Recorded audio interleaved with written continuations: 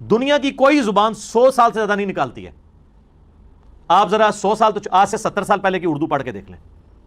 قرآن کے ترجمے 100 سال نہیں ابھی ہوئے ترجموں کو ہوئے. اشرف علی تھانوی صاحب اور اعلیٰ حضرت امام رضا بریلوی صاحب اور باقی, ذرا ان کی اردو کے الفاظ دیکھیں. کئی ایک ٹھیک ہے, جاوے گا, ہم کہتے ہیں جائے گا, تو یہ جاوے تو لفظ ختم ہو چکا ہے. اعلیٰ حضرت کے ترجمے آپ پڑھیں گے, ہم نے تم سے پہلے کئی سنگتیں حلال کر دیں, ختم کر دیں. اب آپ ترجمہ دیکھیں گے تو کئی امتیں, کئی قومیں ہلاک کر دیں.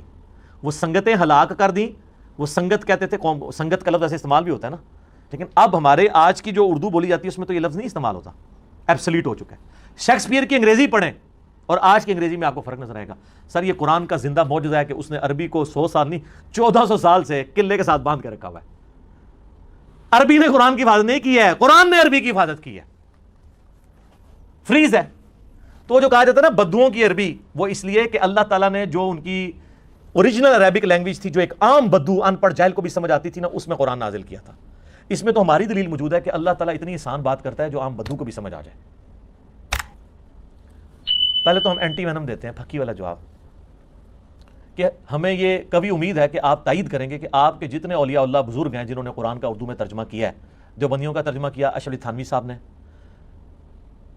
بریلویوں کا ترجمہ امام بریلوی صاحب نے, اہل حدیث کا جونا گڑھی صاحب نے, شیعہ کا سید فرمان علی شاہ صاحب نے, اور کچھ نیوٹرل لوگ بھی تھے اس زمانے میں, فتح محمد جلندری وغیرہ, یا بعد میں مولانا مودودی.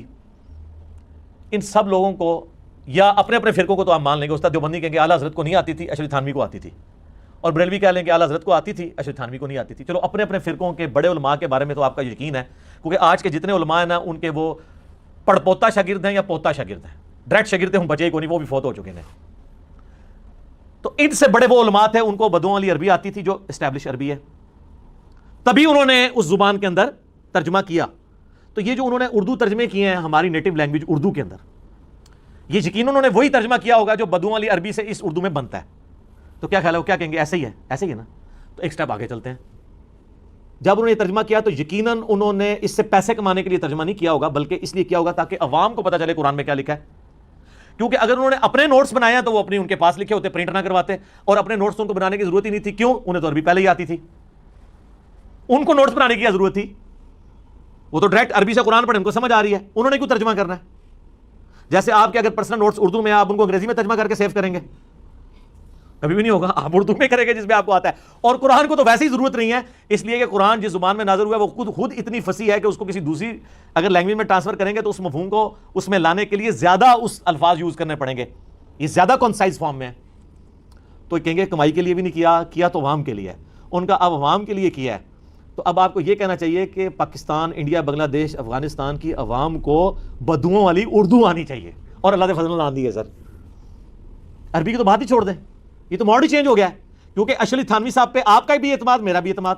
میں رائے ونڈ گیا نا 2007 کے اجتماع میں, میں حیران ہوا کہ وہاں پہ نا ان کے اسٹال کے اوپر نا 4 کتابیں, فضائل مال, فضائل درود, اور فضائل حج, اور فضائل صدقات. میں نے کہا جی قرآن ترجمے والا, کہتے ہیں نہیں. میں نے کہا کیوں؟ یہ حضرات کہتے ہیں قرآن سے اختلاف پیدا ہوتا ہے. قرآن تو بار بار کہتا ہے یہ اختلاف کو مٹانے والی کتاب ہے, یہ مہیمن ہے, یہ خود نگران ہے تورات اور انجیل کے اوپر, یہ الفرقان ہے, ھدی للناس وبینات من الہدی والفرقان. اور آپ کہہ رہے ہیں اختلاف, وہ کہتے ہیں نہیں یہ ہر فرقے کا بندہ آتا ہے. میں نے کہا کوئی مسئلہ نہیں, آپ کچھ ترجمے اعلیٰ حضرت احمد بریلوی کے رکھ لیں, کچھ جو ہے حکیم الامت اشرف علی تھانوی صاحب کے رکھ لیں. اچھا یہ میں بتاؤں, یہ جو اعلیٰ حضرت یا حکیم الامت میں کہہ رہا ہوں نا, میں نہیں, ان کے نزدیک ہیں. جو بعض لوگوں کو اس سے بھی چڑ لگتی ہے کہ یار انہوں نے تو اتنے بڑے کام ڈالے ہیں, آپ ان کو اتنے اعزاز دے رہے ہیں. بقول آپ کے اہل حدیث کے لیے جونا گڑھی کا ترجمہ رکھ لیں, شیعہ کے لیے فرمان علی شاہ کا رکھ لیں, اور جو کہیں جی میں نے فرقوں سے ہٹ کے ترجمہ لینا ہے اس کو فتح محمد جلندری یا مولانا مودودی کا دے دیں. ایٹ لیسٹ رکھیں تو صحیح نا. اب اردو ترجمے جب ہو گئے, آپ کے علماء جن کو آپ سمجھتے ہیں انہوں نے بدوؤں والی عربی سیکھی ہے, ان کے بزرگوں نے جو ترجمے کیے ہوئے ہیں وہ ان سے زیادہ بہتر ہوں گے جو انہوں نے آپ کو کر کے تو خود قرآن پڑھانا ہے. تو آپ ان سے استفادہ کریں. میرے بارے میں انہوں نے اتنی مت مشہور کی ہے کہ یہ لوگوں کو علماء سے توڑتا ہے. سر یہ پلیٹ فارم ہے جو کہتا ہے علماء کے ساتھ جڑیں. ہاں ایک فرق ہے, آپ یہ کہتے ہیں کہ علماء جو کچھ کہیں آنکھیں بند کر کے مان لیں, میں یہ کہتا ہوں علماء سے یہ پوچھیں, بلکہ پنجابی میں کہنا پوچھو انہوں کہ کتنے لکھے آ جائے.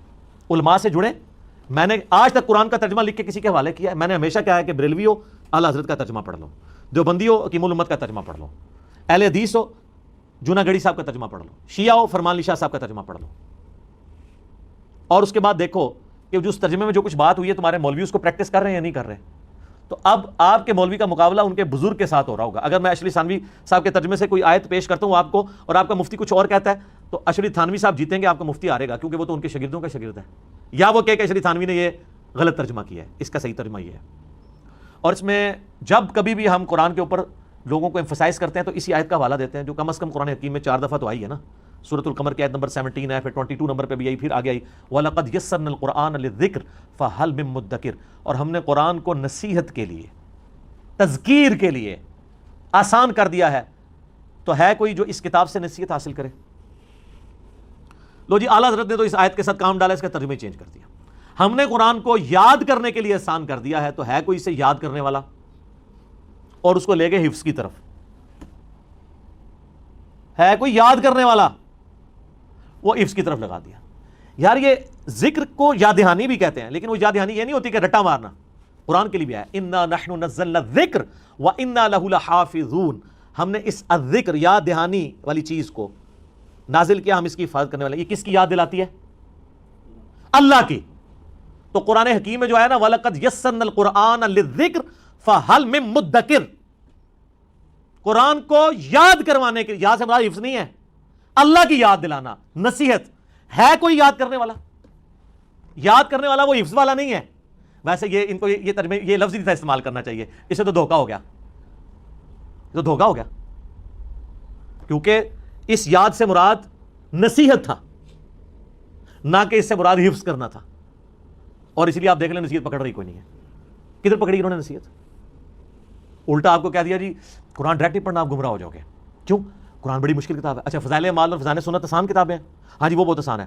اس کا مطلب ہے اللہ نے جو پوری انسانیت کے لیے کتاب بھیجی تھی وہ دنیا کی مشکل ترین کتاب بنا کے بھیجی. اور آپ کے علماء کا انٹلیکچوئل لیول کو سلام ہے سر، جو کام اللہ سے نہیں ہو سکا آپ کے علماء نے کیا ہے کہ انہوں نے ایسی آسان کتاب لکھی جو ہر بندے کو سمجھ آ رہی ہے. کتنا خطرناک رزلٹ نکل رہا ہے اس کا. یہ جو دعویٰ کر رہے ہیں کتنا خطرناک رزلٹ نکل رہا ہے اس کا کہ اللہ تو بات نہیں سمجھا سکا. سر اللہ تعالیٰ نے تو کافروں کے تانے سن لیے ہیں اس کتاب کو آسان نازل کرنے کی وجہ سے، کہ ایک ایسی کتاب ہے جس میں مکڑی کی مثال ہے، مکھی کی مثال ہے. تو اللہ تعالیٰ سورۃ البقرہ میں اللہ تعالیٰ اس بات سے حیا نہیں فرماتا کہ مچھر کی مثال بیان کرے یا اس سے بھی کسی حقیر چیز کی. کیوں؟ اللہ کا مقصد بات کو سمجھانا ہے، اپنے علم کا روب ڈالنا نہیں ہے.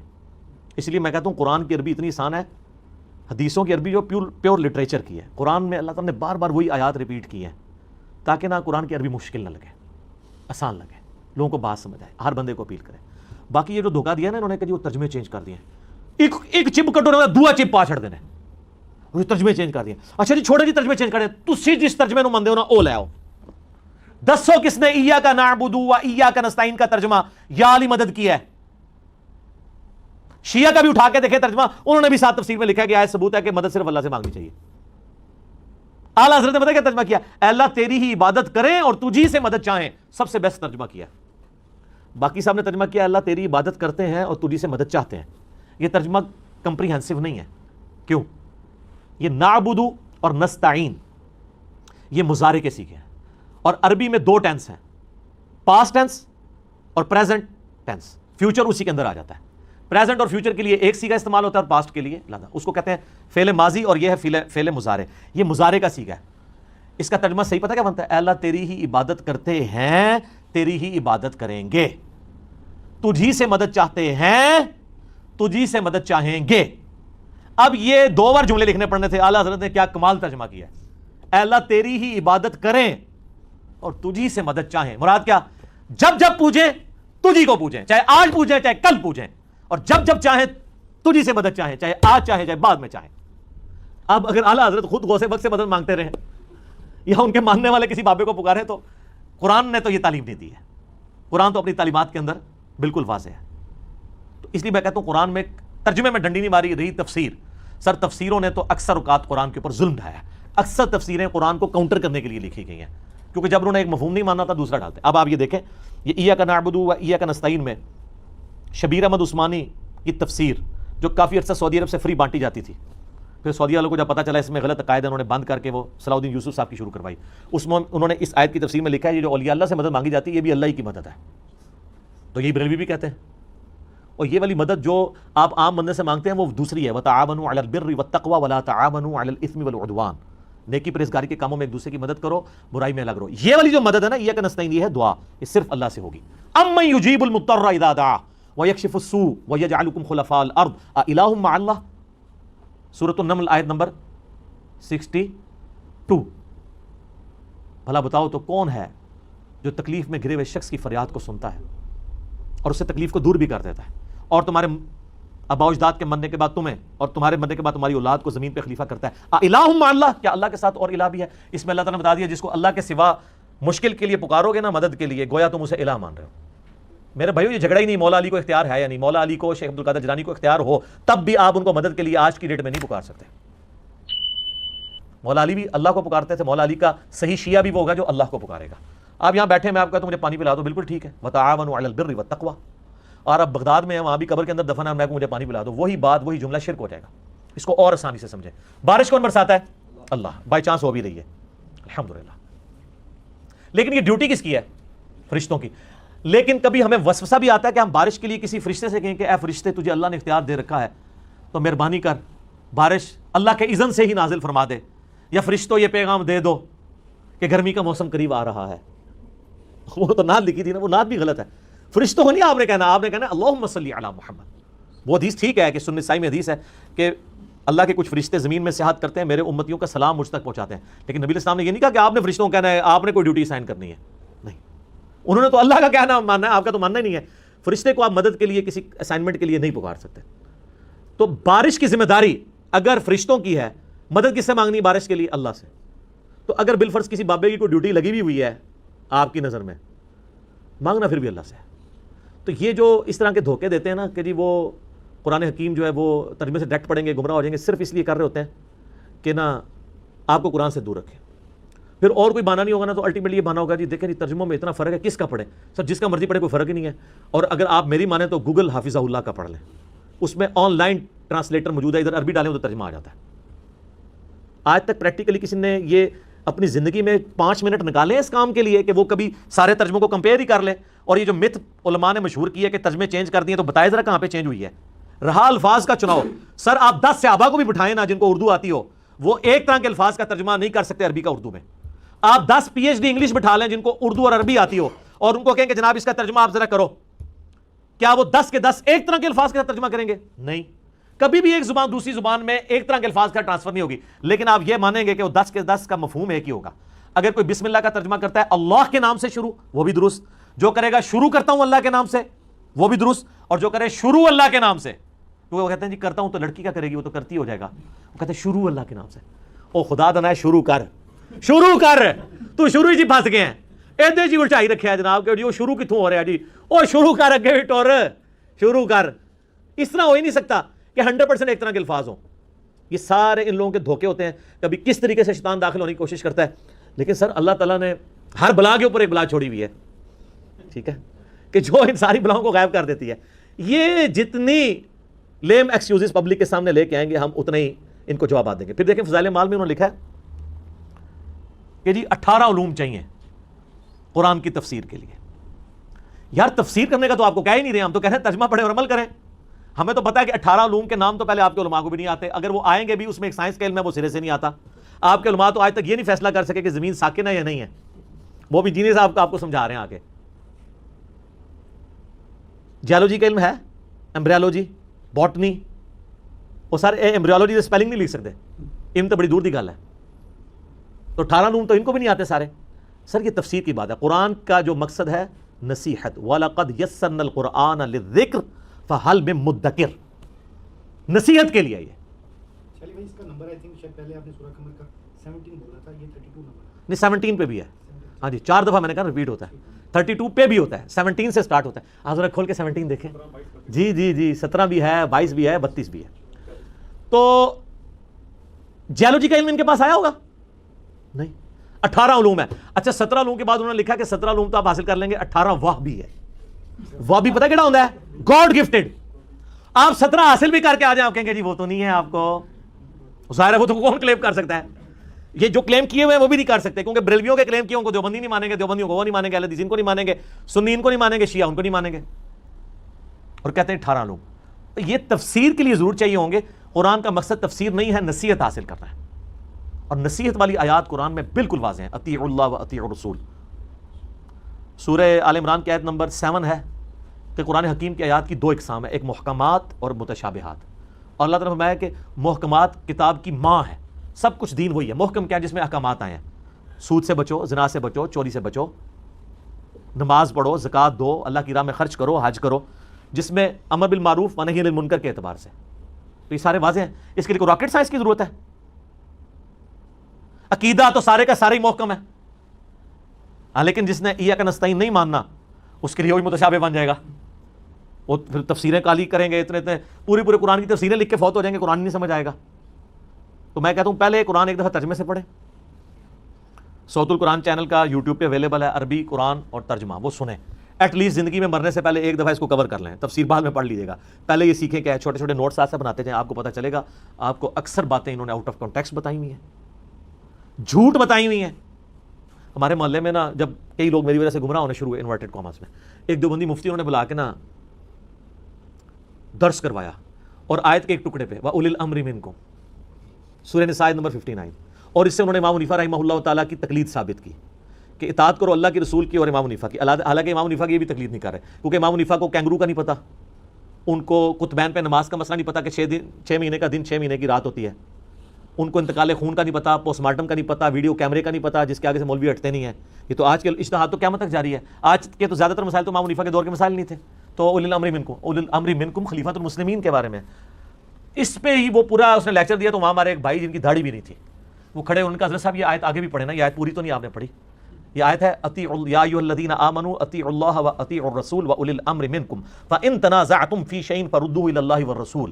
اگر اولو الامر سے بھی تمہارا جھگڑا ہو تو معاملے کو پلٹانا ہے اللہ اس کے رسول کی طرف, کتاب و سنت کی طرف. ان کنتم تؤمنون باللہ والیوم الآخر, اگر واقعی تم اللہ اور یوم آخرت کو مانتے ہو. ذالک خیر و احسن تأویلا, اسی میں تمہاری خیریت ہے اور اسی کا انجام بہتر ہونا ہے. تو یہ آگے آپ پڑھیں نا, اس میں تو آیا کہ آپ تقلید اگر مطلقاً ہوتی تو امام سے اختلاف ہی نہ ہوتا. یہ تو اس امام سے اختلاف کا کہا گیا ہے کتاب و سنت کی روشنی میں. وہ کہتا ہے جی میرا درس بس صرف اتنے حصے پہ تھا. سر آمدہ کے لیے آپ ایسے درس کیا رکھیں, نماز کے قریب مت جاؤ. پھر ہمارا کوئی اسٹوڈنٹ آپ اٹھ کے کہے گا سر آگے پڑھیں, لکھا ہوا ہے جب تم نشے کی حالت میں ہو. اس سے اگلا درس رکھیں کہ اللہ ہی عیسیٰ ابن مریم ہے. پھر ہمارا اسٹوڈنٹ آپ کو بتائے گا اس سے پیچھے بھی لکھا ہے لقد کفر الذین قالوا ان اللہ هو المسیح ابن مریم. کہانیاں, ڈرامے, 2 نمبریاں. تو اللہ کا فضل ہے کہ یہ پلیٹ فارم دعوت حق, اس کی جو دعوت حق کی طاقت, میں نہیں کہتا ہماری طاقت ہے, وہ اسی پہ ہے کہ ہم نے لوگوں کو کتابوں سے جوڑا ہے, اور ہم ان بابوں کو مانتے ہیں جو کتابوں کو مانتے ہیں. جو بابے کتابوں کو نہیں مانتے, واللہ انہوں نے تو عزت یہ ویل کی تھی اسی بنیاد پہ. آپ کسی بزرگ کی عالم دین کی عزت کیوں کرتے ہیں کہ یار اس کو قرآن حدیث کا علم ہے, اور اگر وہ قرآن حدیث کا دشمن ہو, نہ خود پڑھے نہ کسی کو پڑھنے دے, اور الٹا کہے کہ جو ڈائریکٹ پڑھے گا گمراہ ہو جائے گا, وہ عزت کے قابل رہ جائے گا. مجھے لوگ اکثر کہتے ہیں جناب جن بزرگوں کے ذریعے آپ تک یہ قرآن و حدیث پہنچے آپ ان کا احترام نہیں کرتے. سر میں کرتا ہوں, میں ان بزرگان دین کا بھی احترام کرتا ہوں, میں ان انگریزوں کا بھی احترام کرتا ہوں جن کے پرنٹنگ پریس پہ اتنی کلرڈ بک دارالسلام نے چھاپی ہے. اگرچہ میں ان انگریزوں کو رحمۃ اللہ علیہ نہیں کہہ سکتا کیونکہ وہ کفر پہ مرے ہیں. آپ کو اس لیے نہیں کہہ سکتا کہ آپ کے بزرگوں میں اکثر گستاخانہ عبارتیں ہیں. تو صرف بزرگوں کا نام نہ لیں کہ کتابیں انہوں نے بچائی ہیں, نہ, آپ کے بزرگوں پہ ہوتا تو 8-10 ہی بخاری کے نسخے ہوتے. یہ تو انگریز کا کمال ہے, اس نے پرنٹنگ پریس آپ کو دیا ہے تو آج گھر گھر میں بخاری موجود ہے. یہ انگریز کا کمال ہے کہ یوٹیوب دی ہے اور جناب اپلیکیشنز اسلام 360 یا مکتبۃ شاملہ بنے ہیں, ایزی قرآن و حدیث بنے ہیں. اس میں آپ کے بزرگ کا کیا کمال ہے, وہ تو ایک گھڑی نہیں بنا سکے جس میں آپ نماز کا ٹائم سیٹ کر سکیں. تو اب آپ اس طرح کریں, انگریزوں کی عزت کرنا شروع کر دیں, ان کے آگے اونچا سانس لینا چھوڑ دیں, ان کا احترام شروع کر دیں, کیونکہ انہوں نے دین آپ تک پہنچایا نا, کنٹریبیوشن ہے. تو کیا کہیں گے, نہیں یار جب ان کے عقیدے کتابوں کے مطابق نہیں, بے شک انہوں نے خدمت کی ہے, تو یہ تو آپ کو کہہ رہے ہیں. اور اگر آپ کے قرآن و حدیث سے ثبوت تو سن لیں, بخاری مسلم دونوں میں حدیث ہے, نبی علیہ السلام نے فرمایا اللہ تعالیٰ فاسق سے بھی دین کا کام لے سکتا ہے. وہ کہتے ہیں نہیں محمد بن قاسم اگر آل امیہ سے تھا تو اسلام پھر کیسے یہاں پہنچا ہوگا. اگر اس نے, میں کہتا ہوں اگر وہ اسلام لے کے بھی آیا تو اس سے اس کے غلط چیزیں غلط ہی رہیں گی. حجاج ابن یوسف نے اگر کوئی اچھا کام کیا ہے, عبد الملک بن مروان نے قبۃ الصخرہ ڈوم آف دا راک یروشلم میں بنوایا ہے, تو ہزاروں صحابہ کو بھی تو قتل کروایا ہے انکلوڈنگ عبداللہ ابن زبیر. تو آپ وہ کام اپنی جگہ, برائی اپنی جگہ. اللہ فاسق سے بھی دین کا کام لے سکتا ہے، اور ان کی مت تو ویسے ہی ختم ہو گئی ہے. سر آپ کے بابوں نے کلمے پڑھائے تھے یا نہیں پڑھائے تھے؟ ڈاکٹر ذاکر نائک حافظہ اللہ تعالیٰ نے سینکڑوں ہندوؤں کو، جن میں ہندوؤں کے پنڈت بھی شامل ہیں، آن کیمرہ کلمہ پڑھایا. تو یہ ہزاروں جو لوگ مسلمان ہوئے ہیں ڈاکٹر ذاکر نائک کے ہاتھ پہ، تو کیا بریلویوں نے ڈاکٹر ذاکر نائک کو جو ہے وہ مان لیا ہے شیخ الہند، غوث وقت؟ کیا کہیں گے؟ وہ کہیں گے کلمہ پڑھایا تو کیا ہوا، عقیدے تو صحیح نہیں نے. تو سر تواڈے بابے نے عقیدے بھی ٹھیک نہیں نے، کلمہ پڑھایا تو کیا ہوا؟ جو آپ بات کریں گے، جو آلو آپ ہمیں فٹ کریں گے، آپ کو پتہ نہیں اس سے پہلے آپ کو فٹ ہو رہا ہوگا. تو آپ نے اگر ہماری بات پہ آنا ہے تو آئیں. اسی کو ہم نے عرض کیا ہے کہ مرنے سے پہلے اے مسلمان کر لے اس پہ غور. کتابوں کا خدا اور ہے، بابوں کا خدا اور. کہنے کو تو دین سب کا اسلام ہے، لیکن کتابوں کا جہاں اور ہے، بابوں کا جہاں اور. تو یہ ذہن میں رکھیے گا، جب تک بابے راستے سے نہیں ہٹتے امت کو آپ نہیں جوڑ سکتے. مجھے مولانا اسحاق صاحب سے، طارق جمیل صاحب سے جو بنیادی اختلاف ہے نا، وہ یہی ہے. وہ یہ سمجھتے تھے کہ اپنے اپنے بابے قائم رکھتے ہوئے امت میں اتحاد ہو جائے. نہیں ہو سکتا، کیونکہ بابے تو ایک دوسرے کو مسلمان ہی نہیں سمجھتے. ان کے ماننے والے کیسے ان کو ایک دوسرے کا احترام کر سکتے ہیں؟ جو تاج جمیل صاحب کہتے ہیں اپنا چھوڑو نہ کسی کا چھیڑو نہ، نہیں، ہم کہتے ہیں اس کے الٹ ہے. پہلے اپنے آپ سے دستبردار ہوں اور دوسرے کو بھی چھیڑے. ہو سکتا ہے کچھ بات اس کی بھی ٹھیک نکل آئے. اور مولانا اسحاق صاحب کیا کہتے تھے؟ احمد زابی رحمۃ اللہ علیہ، علی تھانوی بھی رحمۃ اللہ علیہ، ٹھیک ہے جی، فلانا بھی رحمۃ اللہ علیہ. اور جب ہم کہتے ہیں یار یہ عقیدوں میں خرابیاں موجود ہیں، وہ کہتے تھے وہ ٹھیک ہے، خدمات بھی ہیں، اس سے امت کو جوڑا جائے. امت کبھی نہیں جڑے گی، اس لیے کہ وہ دونوں رحمۃ اللہ علیہ ایک دوسرے کو مسلمان نہیں سمجھتے تھے.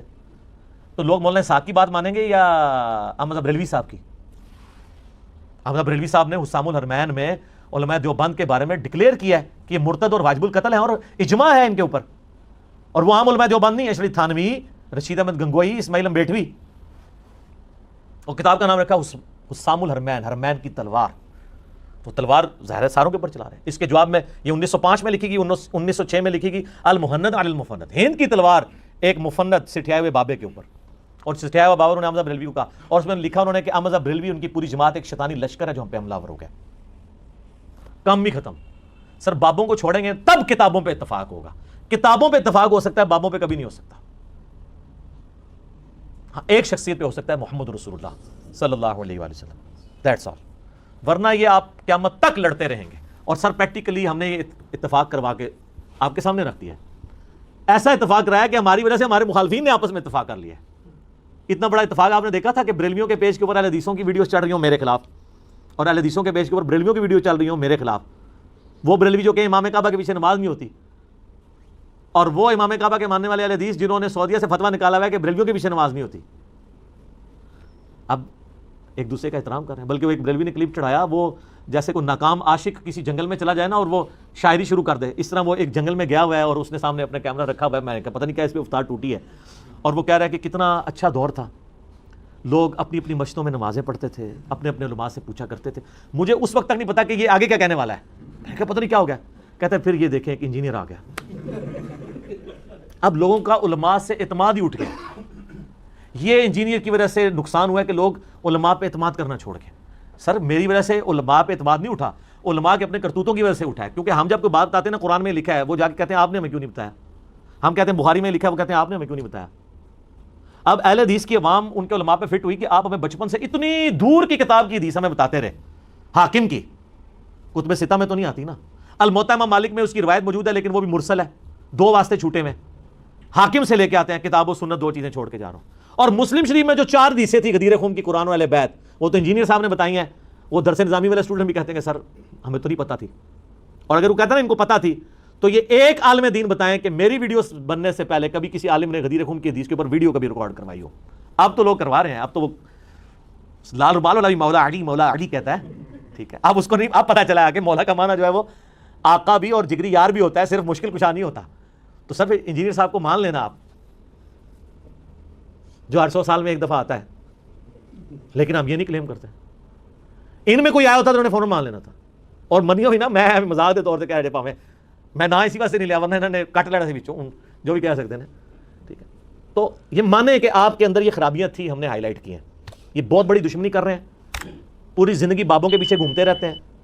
اور آخر میں فضائل اعمال کی چونکہ بات ہوئی ہے، فضائل سنت کا بھی یہ حال ہے. میں آپ کو بتاؤں، فضائل اعمال میں نے اس کے اوپر ایک مجلس ریکارڈ کروا دیا. اوورال کتابوں کا خدا اور ہے، بابوں کا خدا اور. مجلس نمبر 100 میری زندگی کا سرمایہ ہے انشاءاللہ تعالیٰ. میں اللہ تعالیٰ کو کہہ سکتا ہوں میں نے یہ زندگی میں یہ کام ایسا کیا ہے جو صدیوں میں ایک یونیک کام تھا, جو کسی کی جرت نہیں ہو رہی تھی کرنے کی, کہ لوگوں کو بتایا جائے کتابوں کا خدا اور ہے, بابوں کا خدا اور. اس میں بھی میں نے جو شروع کا 1 گھنٹہ مقدمہ پیش کیا, اس میں نے پیش کیا تھا فضائل مال میں لکھا ہوا ہے, فضائل ذکر والے چیپٹر کے, فضائل قرآن والے چیپٹر میں, قرآن کے پڑھنے کی جو تلاوت کے فضائل ہیں, کہ ایک رات احمد بن حنبل کو خواب میں اللہ تعالیٰ کی زیارت ہوئی. کہانی کا سٹارٹ ہی بلنڈر سے ہو رہا ہے. یہ حضرت موسیٰ علیہ السلام کو خواب میں کیوں نہیں زیارت ہوئی؟ 143 الاعراف آیت نمبر 143 میں اللہ تعالیٰ نے موسیٰ علیہ السلام کہا تو مجھے نہیں دیکھ سکتا, پہاڑ کی طرف دیکھ. ادھر اگر موسیٰ علیہ السلام کو اللہ تعالیٰ کہتا ہے کہ میں نے احمد بن حنبل کو بعد میں زیارت کرانی ہے, خواب والا پیکج منظور ہے, انہوں نے کہا بالکل یا اللہ, جڑا پیکج موسیٰ علیہ السلام کو آفر نہیں ہوا ہے احمد بن حنبل کہانی. یہی امام حنیفہ کے بارے میں انہوں نے مشہور کیا. اماموں کو ہم کریٹیسائز نہیں کر رہے. جب ہم عیسیٰ ابن مریم کے نام پہ شرک جو کھڑا ہوا ہے اس کا مذمت کرتے ہیں تو عیسیٰ ابن مریم کو ہم برا نہیں کریں, نعوذ باللہ, وہ وجیہن فی الدنیا والآخرہ. تو احمد بن حنبل کہتے ہیں میں نے اللہ سے پوچھا کہ سب سے زیادہ تیرا قرب کیسے حاصل کروں, تو کہا قرآن کے ذریعے. تو احمد بن حنبل نے کہا یا اللہ سمجھ کے یا بغیر سمجھ کے, اندازہ کرو. احمد بن حنبل کو تو یہ کہنے کی ضرورت نہیں تھی, ان کو تو عربی آتی تھی. یہ سمجھے کہ احمد بن حنبل کی طرح پنجاب سے کسی قصبے پیدا ہوئے نے, کہ سمجھ کے بغیر سمجھ کے. اور اس سے بڑی بات یہ احمد بن حنبل کو جاہل مانتے ہیں کیونکہ عالم کو تو عربی آتی ہوتی ہے. انہوں نے سمجھا کہ احمد بن حنبل کوئی مویشی ڈنگر پالنے والا کوئی بندہ ہوگا, تو وہ اس نے آگے سے پوچھ لیا. یا اسے یہ تعویل کرے کہ انہوں نے اپنے سے نہیں پوچھا سی تو سے پوچھا سی, چلو جی ایمان. تو اللہ نے کہا کہ چاہے سمجھ کے چاہے بغیر سمجھ کے. تو قرآن کیا اس لیے نازل ہوا ہے کہ بغیر سمجھے. پورے قرآن کا مقدمہ یہ ہے کہ قرآن ہم نے نصیحت کے نازل کیا. سورہ محمد میں آتا ہے کیا تمہارے دلوں کے اوپر تالے پڑے ہوئے ہیں, تم قرآن کے اوپر تفکر نہیں کرتے ہو. سورہ صاد کے اندر آئی ہم نے کتاب اس لیے نازل کی کہ تاکہ اس کی آیات پر غور کیا جائے اور عقل مند لوگ اس سے نصیحت حاصل کریں.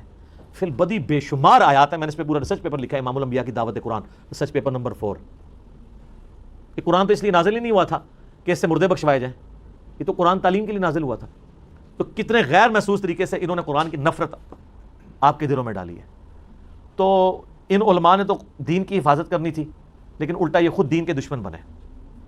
ابھی میں نے اور بہت کچھ باتیں کرنی ہیں لیکن ضرورت نہیں ہے. میں نے پچھلے دنوں ایک ویڈیو ریکارڈ کروا دی ہے علماء کے فضائل کے اوپر, علماء سو کے, بلعام بن باعورہ والی. آیا چاس آیا ویڈیو دیکھ کے, ایک ایک حوالہ ڈسپلے کرایا سائڈ پہ, تو وہ میری ویڈیو دیکھ لیں. باقی جتنی میں نے باتیں کرنی ہے نا وہ ان 35 منٹس کے اندر میں نے کی ہوئی ہیں, ورنہ یہ 35 منٹ اور کلپ آگے چلا جائے گا. ٹھیک ہوگا جی.